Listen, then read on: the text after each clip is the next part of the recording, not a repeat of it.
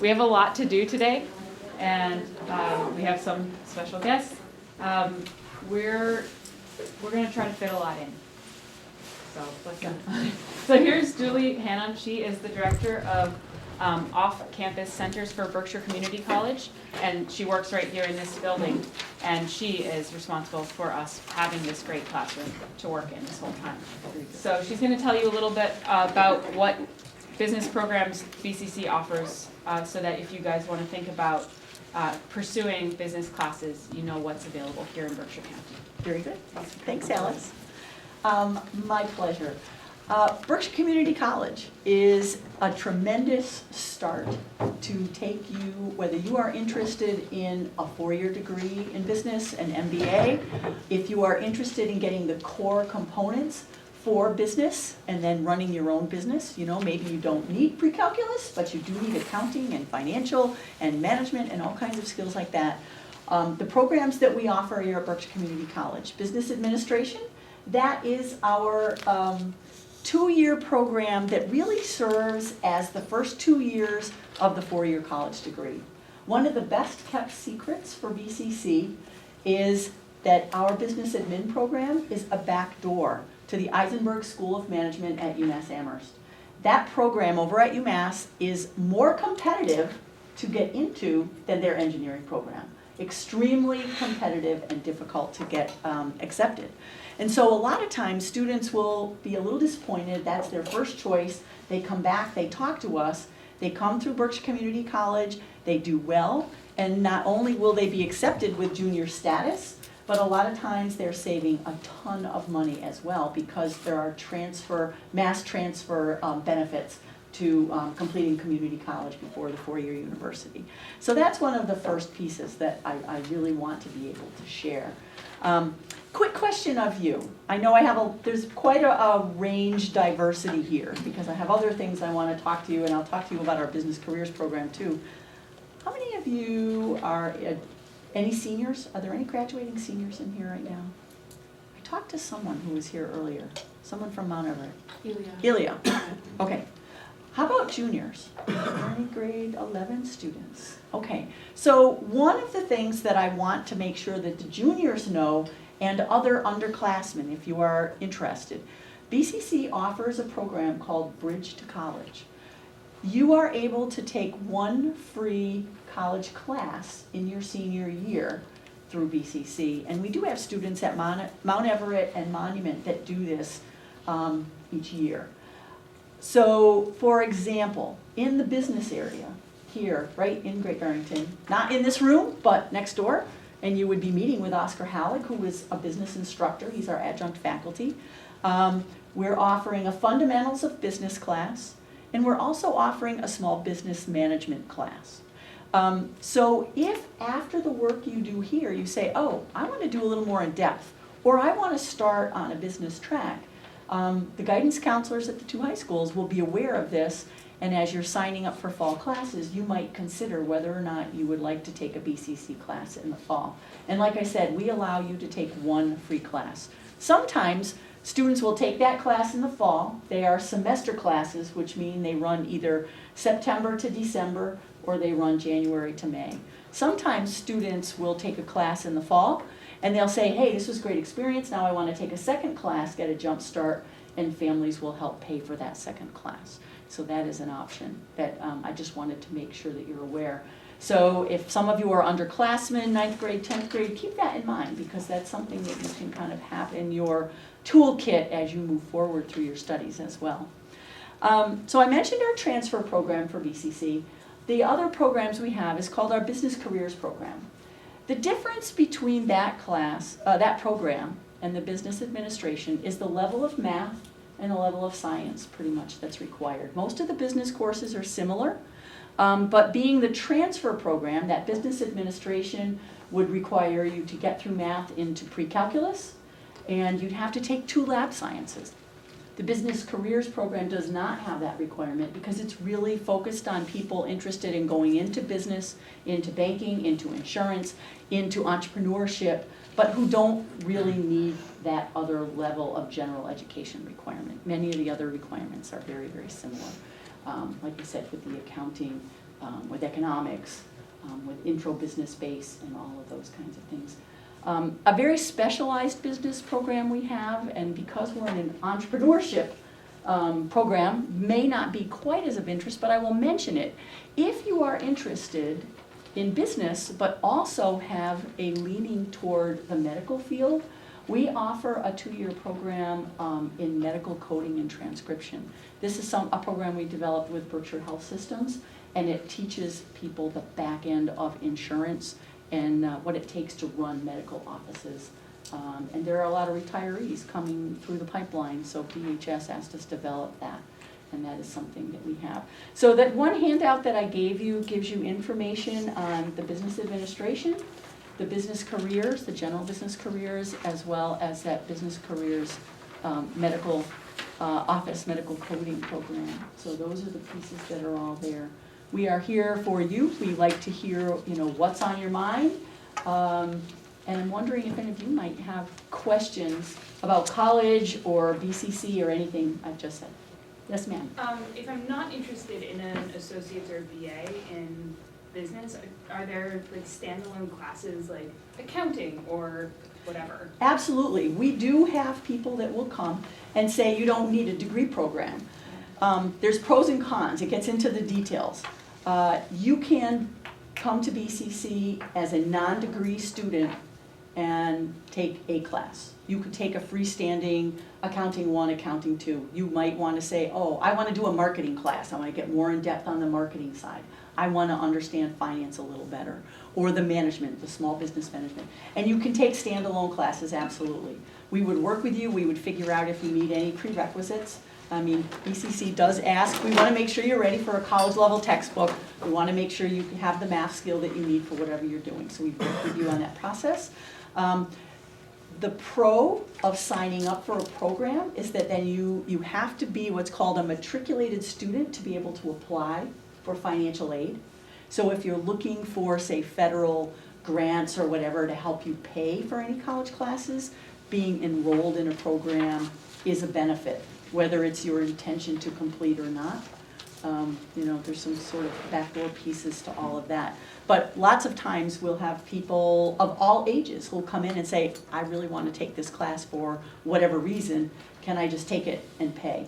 Our cost is about $200 a credit, so one 3-credit class is just about $600, $618 or something. So it's definitely affordable. But there are pros and cons. And my card's on the back, so if you're thinking that, just give me a call or email. We'll set up an appointment, and we can talk about the details and what would be the best plan. Become a non-degree credit student and just take 1 or 2 classes, or enroll in a program even if it's for a short period of time. Other questions? Okay, well, I'm really looking forward to all of your presentations next week. I'm planning to attend. It is BCC's pleasure to host Alice and the Schumacher Center here, to be able to be a part of the Entry to Entrepreneurship program. I think entrepreneurship is certainly a very, very important piece to the South County community, the South County economy, and I applaud Alice and the Schumacher for developing this and working with Keith and all of your mentors and the presenters. I absolutely love this program. So I'm very excited, and I'm looking forward to hearing everything next week. So that's all I have. Short, sweet, to the point, unless there's any other questions. Thanks so much. Great. Thank you. So All Julie's email is right up here, Hannon. Right. That's correct, right? That is Berkshire correct, CC. and my card is stapled on the reverse side. There's a little spot where I could not cover up text, so it's all there. Okay. Thank you so much. Thanks so much. All righty. So All right. I'm gonna invite Keith up, and he's gonna tell us about Mass Small Business Development Center's resources. Oh, good, my PowerPoint worked. It does. Okay, so Yay.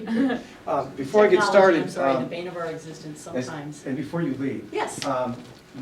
with the Massachusetts Small Business Development Center Network, which is a long title. And in fact, we are actually a program out of the Eisenberg School of Management out of UMass. So there's a connection right there. So either through this class or through, if we work together, that may or may not be something you might be interested in terms of making that connection. Alice, I have 3 pieces, right, today? So the first piece is to talk a little bit about who we are and what we do. So that gives you a background. The second part of it is to provide some information about, you're all doing a 3-minute pitch, right? And Alice has asked me to just condense a few points on the financials for you, so I'll talk a little bit about that. And the third is, I've created actually on the fly this morning, a worksheet that may help organize your pitches that you're going to be doing. 3 minutes is not a lot of time, and some of you may be feeling a little anxious about that. You've given a lot of information, and hopefully this worksheet, and I'll go over it really briefly, will help you be able to condense it all down into that. Is Do you that want me correct? to turn this on? Yes, please. Is there a way just to turn these lights off, just the front lights? Okay. There we go. Okay, so just put it from the beginning. Okay, so as I said, we're the Massachusetts Small Business Development Center Network. This is our building in Pittsfield, and you're welcome to come see us. Now, I'm going to go through a lot of stuff. Some of this stuff I'm just going to go through quickly, but just to give you an idea of our partnerships and arrangements and the substance of what we're able to bring to bear for you as an entrepreneur. So these are our key strategic partners. UMass Amherst is our host institution, but on the federal level, we have the SBA, U.S. Small Business Administration. On the state level, the Massachusetts Office of Business Development, and we are connected to, we are one of 6 in the state, centers in the state, and we're part of a network of 1,000 across the U.S. and the U.S. territories. So America's SBDC is our national, and to some degree beyond the national borders in terms of the U.S. territories, our organization. Now, we also have a universities consortium. It's led by UMass Amherst, but also includes Clark University, UMass Boston, and Salem State University. And why is that important? Well, because each of these different universities has specialty areas, and it's important that as we move more and more into the knowledge economy, university connections are becoming more and more important. This is what we do. Three basic areas that we do. By the way, all our work, once you complete a short form, our work is free and it's confidential. So a lot of what we do is business advising, and we do it in a whole bunch of different areas. We have trained and certified business advisors, including myself, that have a broad base of experience. We do this professionally, full-time, all the time, and we're also responsible to have continuing education. We also have government contracting services through our procurement technical assistance centers, help get small businesses get contracts at the state, federal, and local level. Help Massachusetts companies do about $170 million in the state of Massachusetts with the government. We also have export assistance through Mass Export. Mass Export is rated pretty much the #1 export center in the country. It received presidential award a few years back ago. It's up for another one. Helped Massachusetts companies do about $190 million in other countries. Now, we take a lot of metrics. These are not made-up statistics. These are things all verified. You can see that we have results. Existing companies that we work with have about a 14% job growth versus Massachusetts companies 1.6. So job growth is really important for us. Sales growth. Massachusetts companies on average do about 4.4 sales growth. Companies that we work with are 16.4.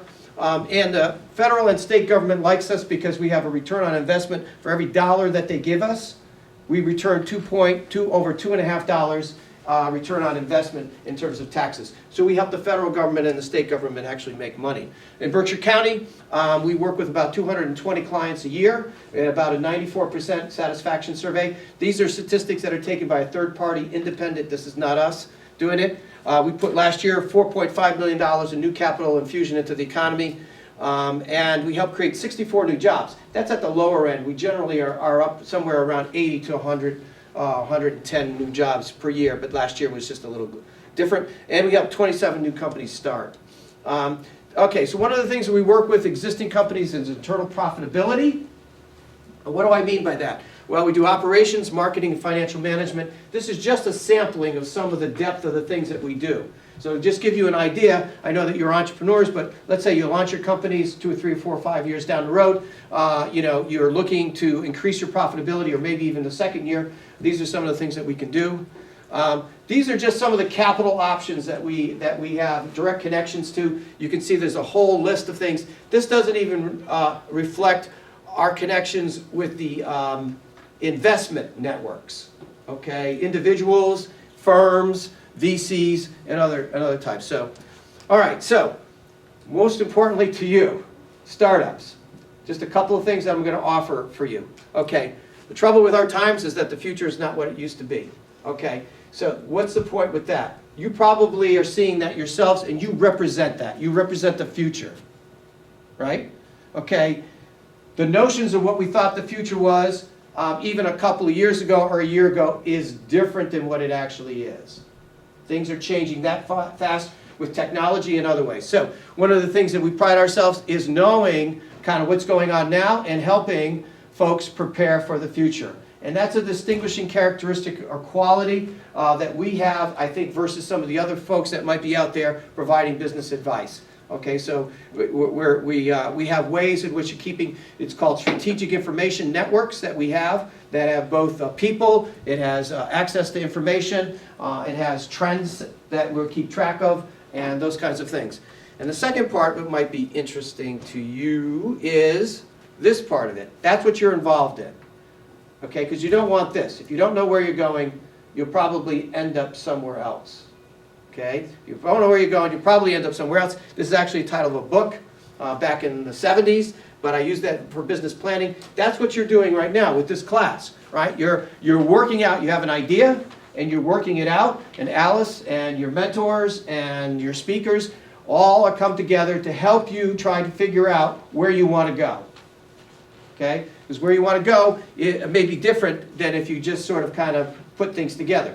As I mentioned before in the business planning, a lot of people think this way or act this way. They look around to what exists around them, and then they decide what steps they're going to take. Is that a good way to plan? Right, what's going to happen? Run into walls. I could run into walls. I could not go where I'm going, right? So the idea here, as you can see, is to be able to look up and look out. All right, that's a different perspective. And one of the things that we work with starting companies and entrepreneurs is the ability to be able to anticipate. That's hugely important. Does anyone really talk to you about anticipation? The skill and the art and the science of being able to anticipate? Okay. Sounds good to me, though. You've got to be able to do this. If you're going to be successful in business, you've got to be able to anticipate. One of the things I'll ask is like, how many people drove here? When I'm usually working with a room full of drivers, just about everybody put up their hand, right? Then I'll say, well, how many of you drove, and I may have said this before, and I apologize if how many of you drove just looking in the rear view mirror and the side windows? No one. Why? You have to look out to the windshield, right? I can't tell you how many businesses I've worked with. Pretty much, probably 80% of the businesses or more drive their businesses looking out the side windows and the rear view window. Well, this is what we did last year, or last month was done this way, or this is what we're doing now, right? They haven't learned the techniques and tools to anticipate. So one of the things that I'm hoping is what happened in this class here, and if you decide that you do want to go further, and you do want to work with us directly, one of the things that we can help build on is help you learn the skill and ability to be able to anticipate. That's just one of very many skills that would be helpful to you. That is, as far as I understand, is not taught in schools. Does that make sense? All right? Now, that is not guessing. That's not using a crystal ball. You'll have to trust me that there are ways in which you can more likely anticipate that things are going to work a certain kind of way. And there's also these other types of planning techniques called scenario planning and other kinds of things that you can anticipate a set of circumstances that might exist and how you might respond to that. Does that make sense? People have questions with that? How does that sound to you? Great. there's that guy up there just talking, and I don't know what the heck he's talking about. I don't agree. Okay, are we okay on this? And so if you were under 18, and you wanted to start a business, could you come and work Yes, with you? yes, in fact, yeah. And in fact, actually, we are continually making, as Alice perhaps can verify, continually making a commitment to this program and to you, and to perhaps other classes in the future, in terms of why that's so important, all right? And the materials that are out there have to be all adapted and changed and more oriented to you, and hopefully that's an ongoing process and continuous improvement process that we're all engaged in to try and tailor it more and more to folks like you, you know, who are looking to start something and who have some beginning ideas and some beginning skills and looking to build on that, all right? So how would somebody get in touch with you if you wanted to? Well, they can just call me here, or you can email me, and if you don't, I've got brochures and stuff like that. If you are under 18, we would just, you would be the client, you'd be the person, you're guaranteed it's free and confidential. We would just like to have one of your parents or a sponsoring adult sign as well, but you're the focus. You would be the focus, and we would work with you on that, okay? All righty. How's that? Do you guys have any questions? I'm trying to think of what questions you might have but not be saying. Like, if you didn't know if you wanted to start a business, but you wanted to explore a little bit more Yes. the options, would a person like that be able to talk? Yes, yes. We work with anyone who has an idea for a business, and the largest business we worked is $11 million a year. So it's a big span. Now, if there are a group of you that come from this class, for example, it might make sense to have like little mini sessions, you know, because you may share similar kinds of concerns, and it might be more efficient and effective that way, you know. And I'm open to the possibility of like doing like mini, depending upon how our conversation goes next week, in terms of what the future would lie. You know, there might be some ways of doing like some mini groups and things like that. Ethan, Right. do you have a question? Yes. Could you name some businesses that you worked with? Here's the thing, I can't. All right, because we have a really high bar of confidentiality. So we do not identify the businesses that we work with. If they do in the paper, or if they come out, you know, in public and talk about it, then we will. But we take that, it's a pretty high bar. And there's a lot of reasons for that. We want to make sure that you have absolutely positively confidence that whatever you say stays with us. So stays between us. All right? So you're free to be able to talk whatever it is that you want to talk, even if you think like, I don't know, this is kind of a nutty idea. You know, it's not a nutty idea, and we want to be able to do that. We also work with some businesses that we have worked with elected officials' spouses, family members, friends. We've worked with high-level executives in banks and lending institutions. We've worked with some pretty prominent people on some very controversial projects in some cases, or very, very attractive projects. And it's really important that that it's totally confidential. So we do that.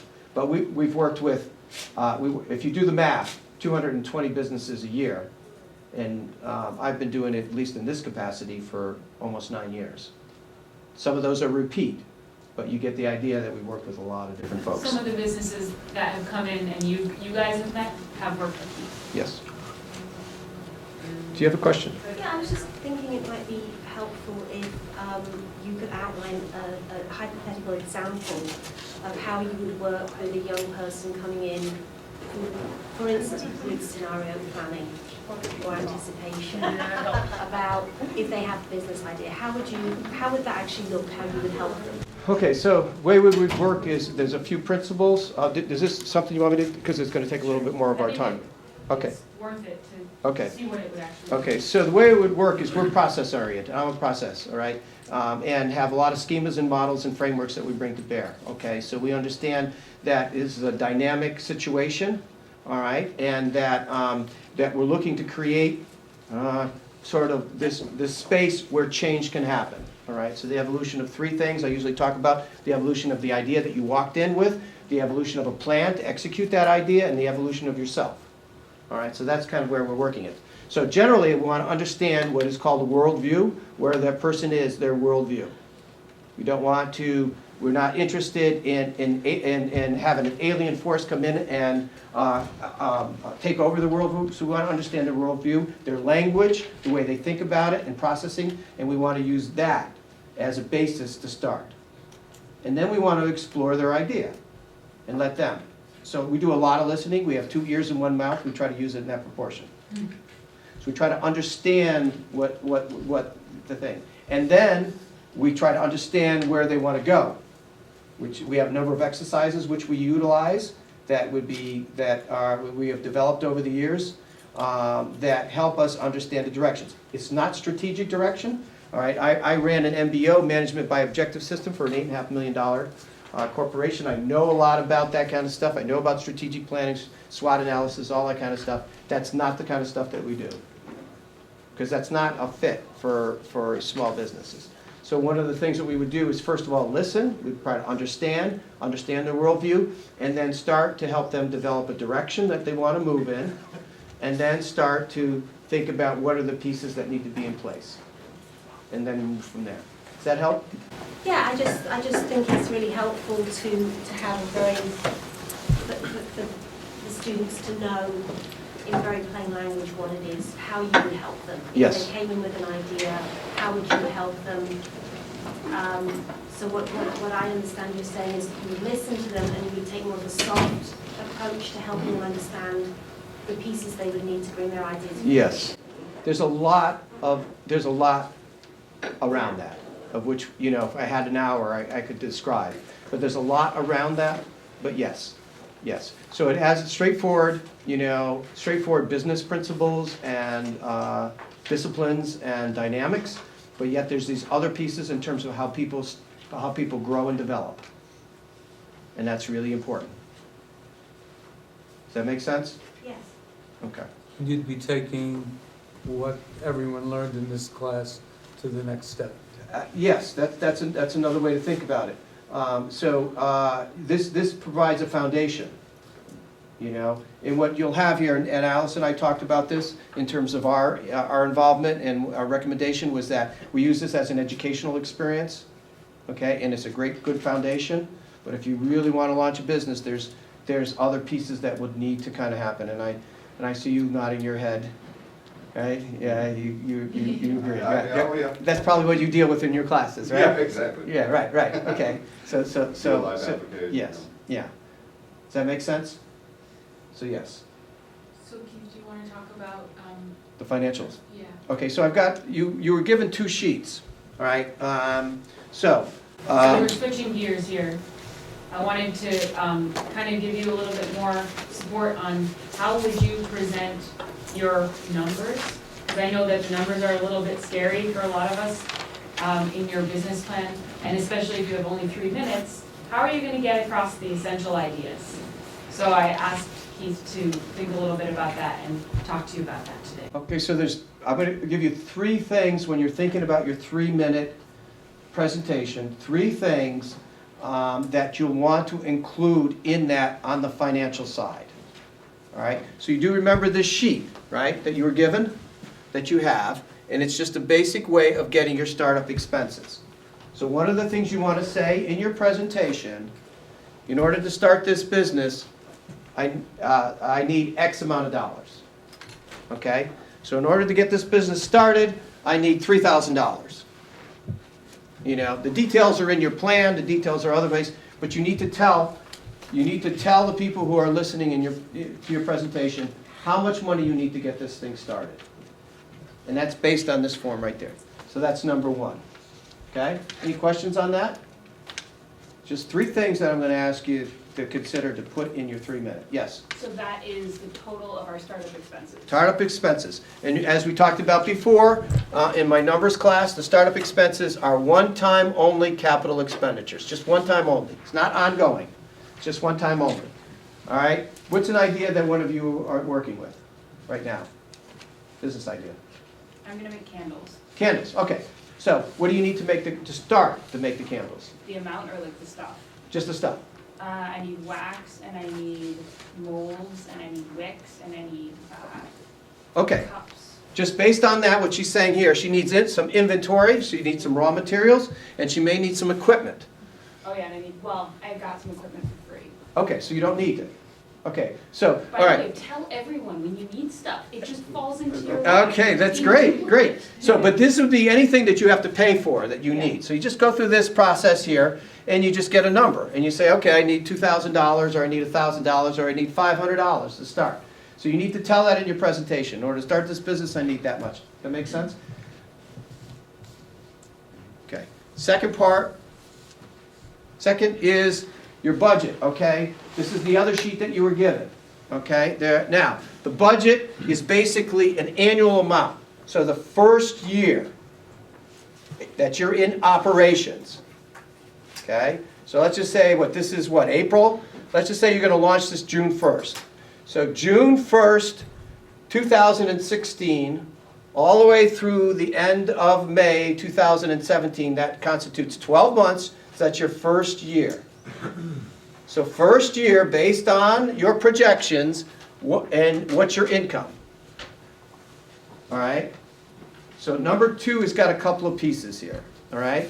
What I'm suggesting that you report in your presentation for number 2, the second point, is right off of this sheet.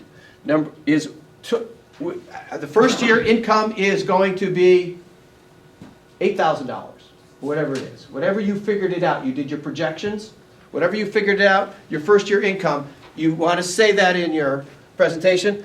First, and then your expenses, all the expenses that you anticipate for that first year. You know, in your situation, if you have to buy more supplies, you're going to do some marketing or advertising. Maybe you're going to put some of your cell phone costs on that because that's what you're going to use, or you're going to have a cell phone. That's going to be a cost to you, whatever that is. So what you're going to report for number 2, point number 2, is income and expenses and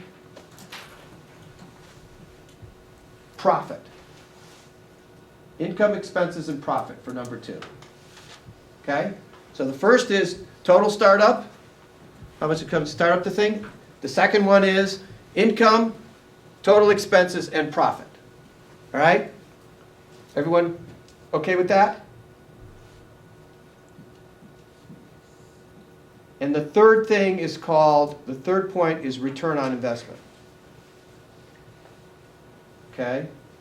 So the idea is this. Whatever it cost you to start this business, right? Whatever it cost you to start that business, and your whatever you make as your net profit, what's the ratio there? So let's just say that for purposes, it cost you $1,000 to start it, right? And after your first year, you make what, $100, let's say, all right? So what's the percentage of return on investment? 90? No, 10. 10%. Just do that math. Just take the income divided by what it cost you to start it. That's a return on investment. How does that sound to you? That sounds good. Okay? It's very, Return on investment should be in percentages, not in numbers, In a not percentage. dollar amounts. it should be, I would suggest it's a percentage, a return on investment. That's, So, but it's not income, it's profit? it's profit, yes. So basically, this is the formula. So ROI equals whatever was your income, your profit. Hey, got me going here. Whatever your profit was for year 1, and I'm just going to use Y1, divided by your startup. The money that you put in for startup. So if you put 1,000, if your profit was $100, and your startup that you had to put in was $1,000, that equals what? 10%. That's a 10% ROI. Okay? Any questions on that? So it'll take you a while to pay back that 1,000, is that what? No, because now you go like, okay. Oh, so that's after, so that's like Your- profit including after, even Well, after your startup expenses? Yeah, I don't want to get too complicated here. It's net profit, right? But pardon, net Net profit. profit, Yes, not it's gross net profit. profit, yes. Okay. Yeah, not gross profit. Gross profit would be, well, we're not calculating that here. Yeah, all we're doing is calculating net profit. Does that make sense? Net profit is basically how much income you brought in minus your expenses after year. Including your startup expenses. No, Your operating expenses. Okay. it's just your operating expenses. Okay, so income and operating expenses. But you have, to your point, Alice, if you kept going at that rate, it would take you 10 years to Yeah, Yeah. recoup your startup. Yeah, that's what I was trying to get. yeah, Right. yeah. You could think about it that way, or you could think about it, if I put $1,000, where else could I put $1,000 and make 10% return? Right. Right. What's a good ROI? Good ROI, Compared to well, let's see, I'm not exactly sure. It depends. It would depend. How I would approach it with an actual, this is for educational purposes. We would think about it different. We would actually, and I don't want to complicate things too much, but we basically would take your net profit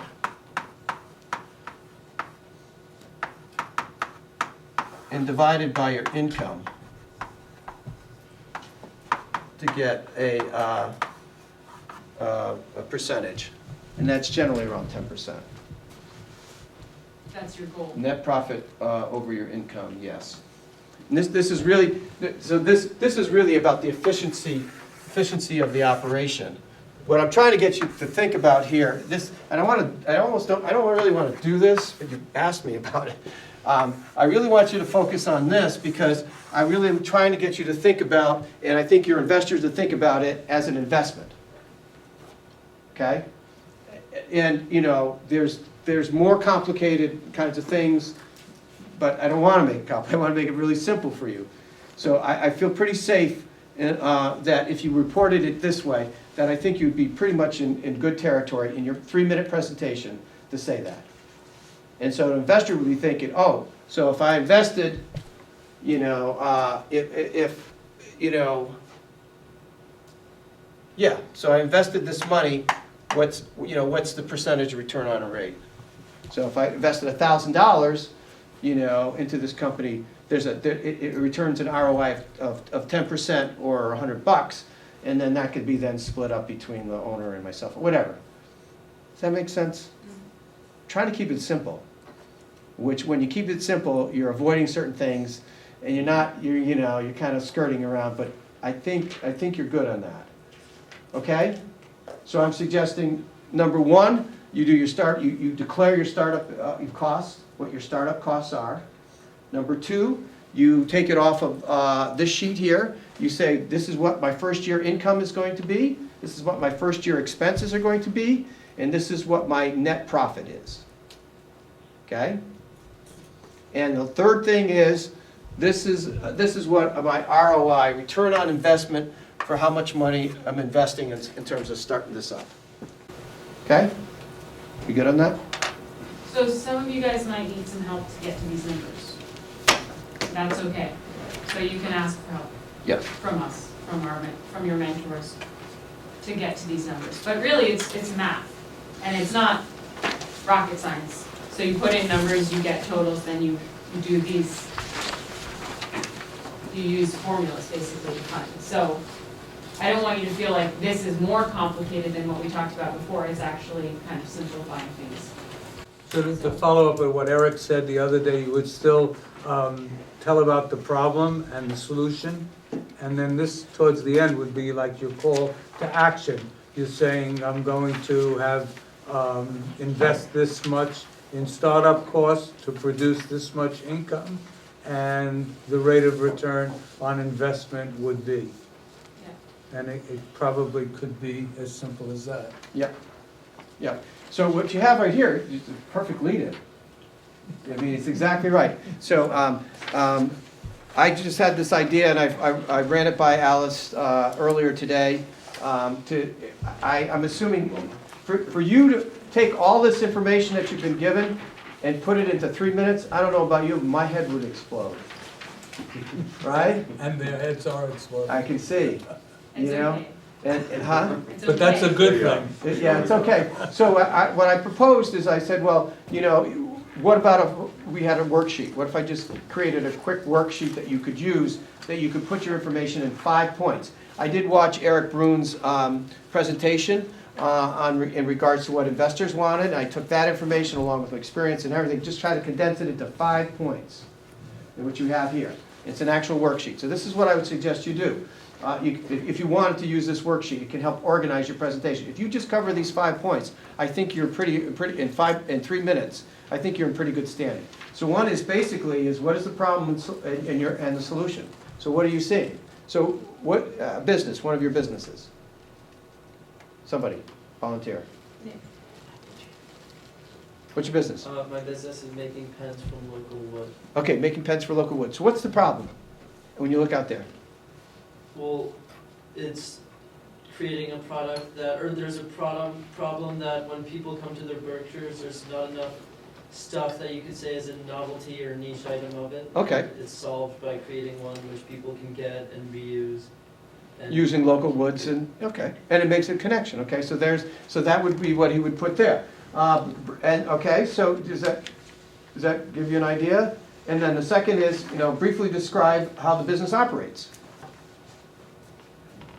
You know, if some of you have retail, do I have this right, retail shop or store, right?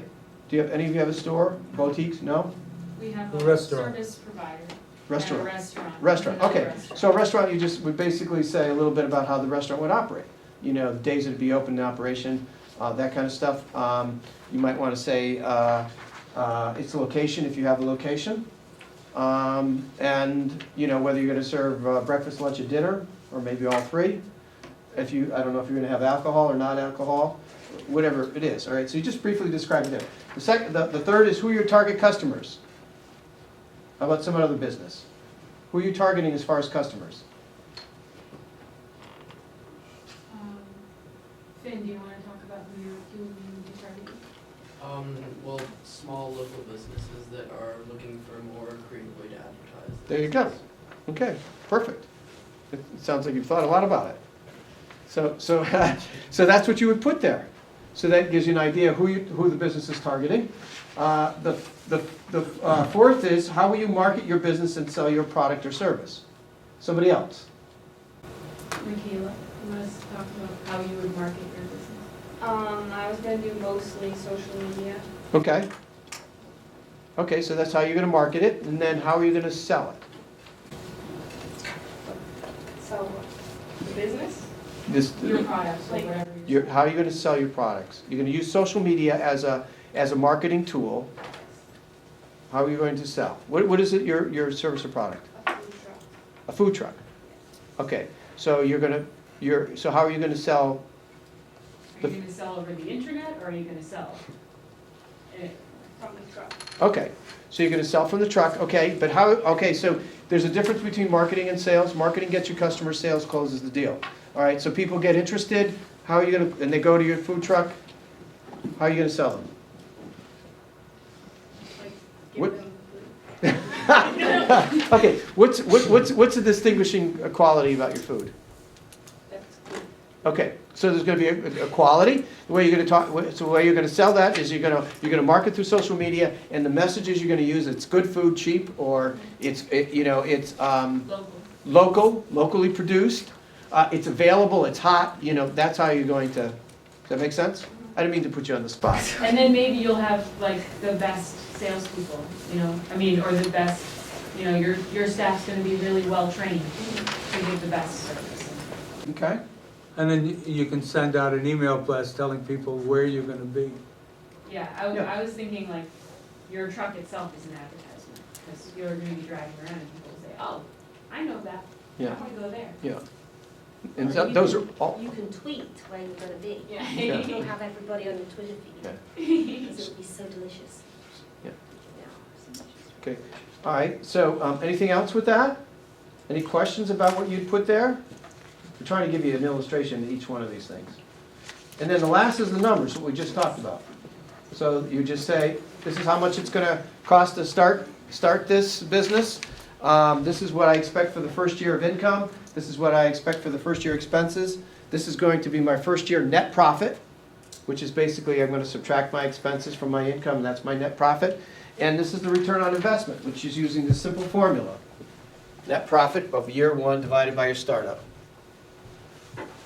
How does that sound? Great. So this is like a condensing of what we talked about last week. But I think that what Eric, a really good thing to remember from Eric's presentation is you want to make it compelling and you want to make it fun, right? So maybe, and you also want to make it real to the person who's listening. So you still want to think about a frame. This is the information you need to include, but you want to think of how am I going to frame this so people are going to get interested. Like Donovan might say, my favorite drink is apple juice, but I don't have enough locally made apple juice for my wonderful thirst. Or something that's going to catch people's attention. So you want to think about the information you're getting across, but also how are you getting it across. So Fiora might have her story about how she is an artist and this is her outlet. You want to find a way to make it personal. Okay? See how there's like style and also content? And last week, some of the people who did that tell a little story about what excited them about doing this, and then talked about the problem and then the solution. And a couple of people did a really good job last week. Yeah, just off the cuff. And so that was really impressive. So that's it for me. I'll stay later or anytime if people want to talk individually about how to craft their pitches. Thank you. Thanks, Ian. Okay, so I wanted, because you guys are all going to get 200 BerkShares when you present your plans next week, I wanted to talk a little bit about BerkShares because we haven't had a chance to do that. So we're going to go through this kind of quickly. Oops. But I hope that it will tie in with a lot of things that we have already talked about and that we talked about, especially our very first class. So you guys next week are all going to have 200 BerkShares in your hand. And I don't know if some of you have already had BerkShares in your hand before, right? Who has had a Berkshire or more BerkShares in their hand before? Okay, that's really good. So BerkShares are our local currency for the Berkshire region. And they are inspired by those same ideas that we talked about at the very beginning of this class, way back in January. The idea of local production for, being as self-reliant as possible, making the things in your region that you need. So the goods and services that a person needs to live.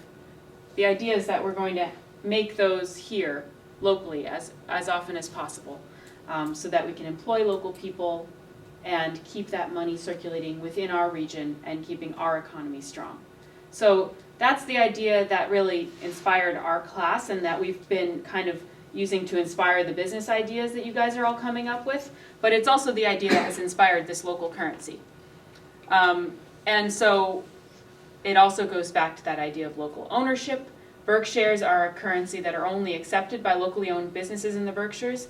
And so they're a tool for raising awareness about those businesses and saying, these are the locally owned businesses that we all want to support because they're doing a lot more for our local economy than non-locally owned businesses.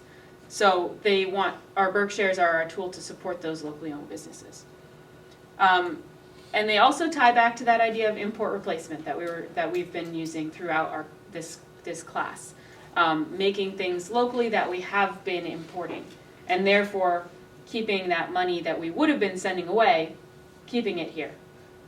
And you guys have all been kind of mulling this over as you think about your business ideas. So how does that relate to currency? Because we've been talking about businesses, right?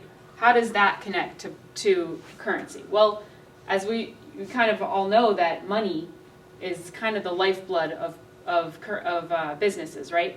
And when David Bruce came into our class, he talked about how banks make loans to businesses so that they can actually start their business, right? You might need some money to get started that you just don't have. So your business can use money to then actually go into business and start to make money. So that means that if that currency is issued and it's controlled very far away from the Berkshires, then we don't have much control over, how we get some of that money. Luckily, we have a lot of community banks, and so we can go in and talk to our bankers. Our bankers can come into our classroom and talk to us. But BerkShares are thinking about, well, how do we take that money power, the power that issuing money gives us, and bring it back to our own hands and our own regions. So BerkShares are a place-based nonprofit. BerkShares Incorporated is a place-based nonprofit and democratic organization. So that means that it's a nonprofit organization. You guys all could become a member of BerkShares Incorporated. You pay 25 BerkShares a year to be a member, and then you could vote for the board. You could run for the board, and you can then direct that organization.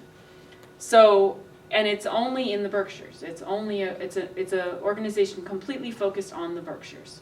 So, and our main role, the BerkShares Inc. main role, is to issue currency and to create a tool, a currency that can be used in the Berkshires only. So, the New York Times has called this a great economic experiment, because that's kind of what it is. Because for a long time, we have not had local currencies. And it's not something people are familiar with. So this is a big experiment with taking that power of issuing money and putting it back in the hands of all of us. But it's actually something that used to exist, and I don't know if anybody knew this. Has anybody ever heard of this before? But we used to have local currencies in this country, all around this country. This is an example of a currency from Baltimore, a dollar that was issued by a Baltimore bank. And you can see that right here. Can anybody see what this is? It's sheep. So there's a mom and two babies. This is ships. So Baltimore is a shipping town. So this currency actually represents the kind of business that happens, that used to happen in Baltimore. So this was a currency issued by a Baltimore bank to Baltimore businesses. And you can see it has representations on the currency of what kind of businesses were there. What kind of businesses was this bank issuing to? So that's something that we used to have in this country all across the nation, and that's something that we kind of based BerkShares on when we started BerkShares here. But before BerkShares were around, we had other experiments with local currency in the Berkshires. These were probably issued before you guys were all born. They were issued the year after I was born. But they were deli dollars, and this was a currency that a deli issued all by itself. They said, we need to move the deli from one location, which was, I believe, where Bob Louie's is now, to another location, which is right there, connected to this building where the Hong Kong buffet sign is. So the deli needed to move from the Bob Louie's location to the Hong Kong buffet location, but they couldn't get a bank loan. Because the books weren't in order, they couldn't present themselves well enough to the bank to get a bank loan. But what they did was issue their own currency to their own customers to get the money they needed to renovate the new space. So they just needed some money to renovate a new space, but they couldn't get it from the bank. So they issued deli dollars. So before the move, if you were a customer and you were going into the deli, you could go buy 10 deli dollars, and it would look like this, and it would only cost you $8. So you could go in and say, I want to buy some deli dollars because I want to support your move. You'd put down $8, you'd get a $10 deli dollar note. Then after they raised enough money, they renovated the space, they moved in, you could come back with your deli dollar and you could use that to buy your breakfast. So they issued their own loan, or their customers actually issued them a loan. So that is a currency, but it was issued by a deli, and it looked like that. There were also BerkShares in the early 1990s that were issued by the local businesses on Main Street and Railroad Street. They all banded together and they said, we want to do something similar to deli dollars because we believe that locally owned businesses on Main Street and Railroad Street are really important to our local economy. How can we advertise that? How can we tell people about ourselves? How can we all work together to make to get more business. So they issued BerkShares, and basically if you went in the summer to shop at those stores, you would get a Berkshire in your bag. So if you bought something, they'd add a Berkshire to your shopping bag as you left. And then you could come back from September 10th through September 19th, and you could use those as if they were dollars. So that was a way for all the businesses to work together to promote themselves. Then, there's a couple other steps in there that I'm not going to go over, but in 2006 we issued BerkShares from that nonprofit organization I was talking about called BerkShares Inc. And this is what they look like. So you'll notice that just like that Baltimore note, which has ships and sheep on it, our BerkShares have a representation of the things that we all recognize. So this is, I think, Mount Everett. It's a woodcut by a local artist. These are things we all care about. Community, economy, ecology. This is a Stockbridge Mohican, so the first people who lived in this area. This is W.E.B. Du Bois, who I think all of you probably have heard of in school, and he grew up in Great Barrington. So we celebrate local heroes on the front of the BerkShares, and we have our own landscape on the BerkShares. Instead of having presidents and Masonic symbols and things that we don't really connect with because they're not close to home, we have things that are close to home on our currency. And then on the back we have artwork that's done by local living artists. So we can celebrate the culture that comes out of our region as well. So it looks different from national currency, and it actually represents our local economy. So that's one idea. That's kind of another element that is here in BerkShares. It's like our regional identity is supported by these.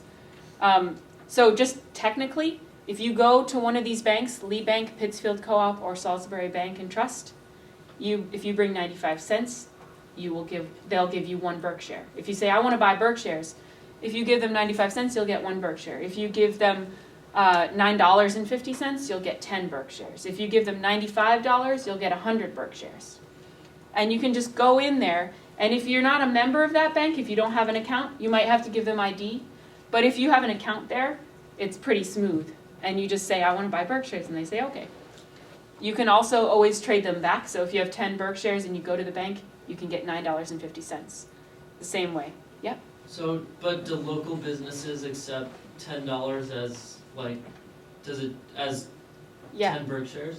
Exactly. So at the bank, it's 95 cents per one Berkshire, but at the businesses, you can spend a Berkshire as if it's $1. So hypothetically speaking, if you wanted to buy something from a local business and you had $95, you could go to whatever bank and then change it in for 100 BerkShares and come out sort of A little making bit richer. profit. Yeah. Yes.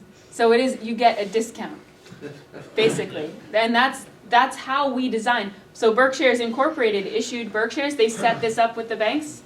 And we designed it this way specifically because we want to encourage people to spend their money in locally owned businesses. So it was actually a design choice. We designed our own money. Just like Deli Dollars designed their own money, they got an illustrator to draw that picture, and they figured out how it was going to work. BerkShares designed our own money. And we did it that way on purpose. So then when you go to the business, this is Toon Street, you can spend BerkShares as if they were dollars. So if something costs $10, you can spend 10 BerkShares.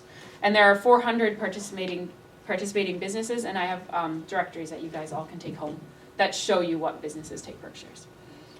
So this is one example, the Book Loft.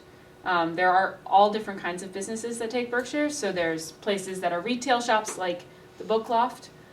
There are also service providers. So they're Seward's Tires will put on your snow tires for you, and you can spend BerkShares there. You could go to Audubon and get your car fixed using BerkShares. You could have trees taken down using BerkShares.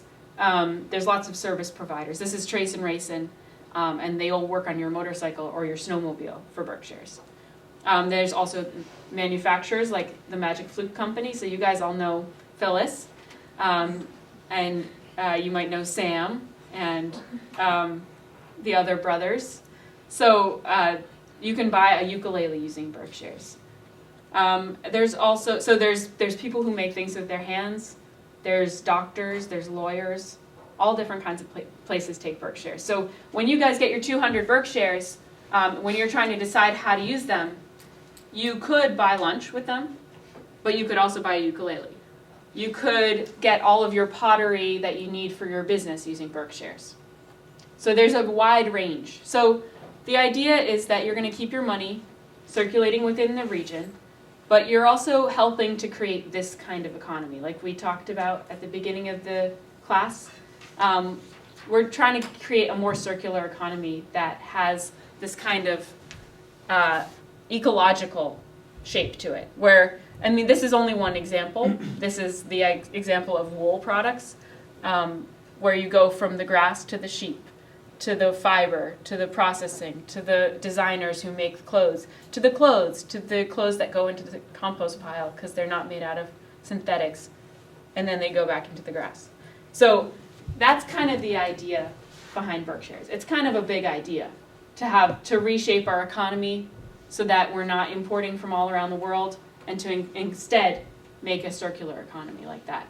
And obviously we don't want an entirely circular, insular, closed-in economy in the Berkshires.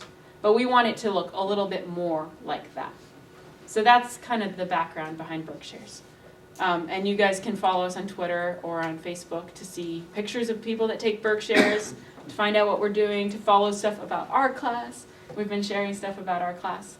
And we just got an article about this class published in a national news source, and a lot of articles are probably going to come out about our class in local press too.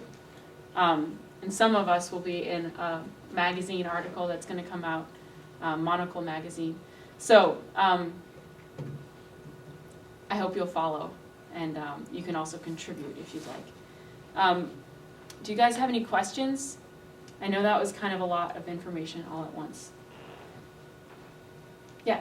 Did you start BerkShares? I did not start BerkShares, but Schumacher Center helped to start BerkShares, and I worked for Schumacher Center. So I was going into college the year that BerkShares were launched. So I had one Berkshire in my wallet for years and years before I started working on BerkShares. And I would show people, like in Italy and in France and all over, I would show people the Berkshire, but I didn't necessarily know all of this. I just thought it was really cool that we could celebrate our region with a currency. And people all around the world would try to buy that off of me. And I'd be like, no, it's my only one. Any other questions? Yeah. You mentioned something about joining BerkShares. What do you mean, like to vote on stuff, and are you actually a part? Or?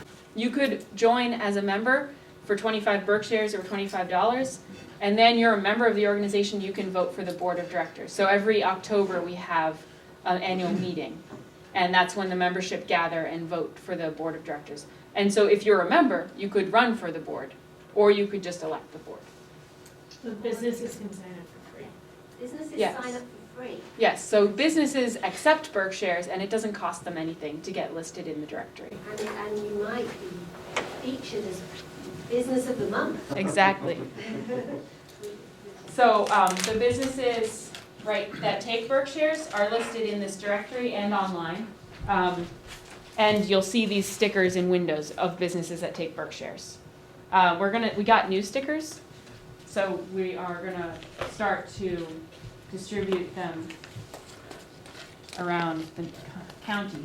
So you'll start to see these stickers in different colors.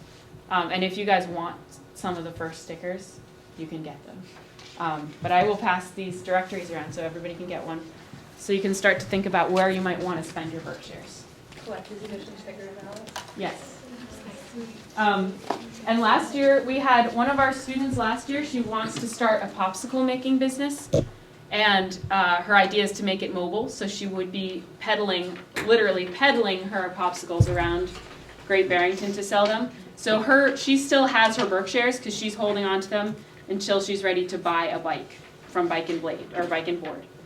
So you guys could hold on to them, or you could use them right away. You could use them for your business, but you don't have to. So if you have questions about where to spend them, You can talk with Kate, who's on the board of BerkShares. You can talk with me, you can talk with Rachel, you can talk about it with all of your classmates. So, are there any other questions? Okay.